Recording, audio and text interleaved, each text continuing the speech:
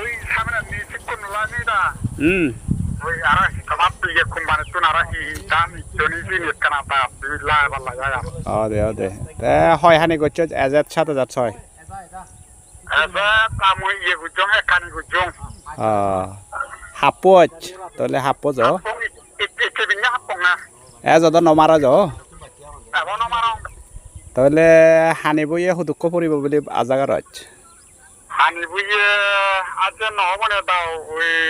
সত্য নবলে তো যে 70 80 জন পরিবার সম্ভাবনা ও আচ্ছা আচ্ছা দলই হতে আয় দলই এদু তে শীত কুন্দত আগে দে হলো দে বালুক কোদান আগন সেদি কেসি কন্দান সুরবি এক আগে তারপর সুবর্ণ সের আগে হীরা এগো জাগে হীরা সাদে জাগে তুই হন বাজারাত তো হিনয় মাল চরে তো নলে মালে তলে রঞ্জিত বাবু দোকানত তোর হিনিত দে অদে অদে হীরা সাথে আতে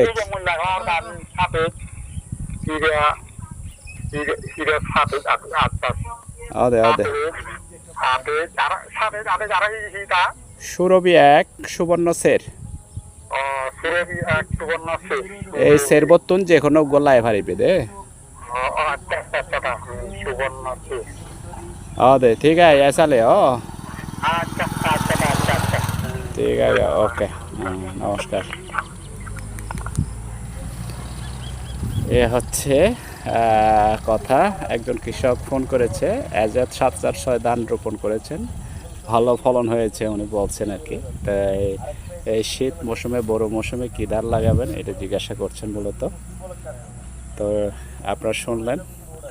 এটা হচ্ছে বাস্তবতা কৃষক ভাইরা যখন ফোন করে বলেন যে ধানের ফলন ভালো হয়েছে তখন কিন্তু খুবই ভালো লাগে তো আমরাও আসছি এখানে যে ধানের খেতে দেখতে পাচ্ছেন তো এখানে ধানের যে ফলন কেমন হয়েছে তা দেখাবো এবং আশা করি আপনার সাথে থাকতে পারেন থ্যাংক ইউ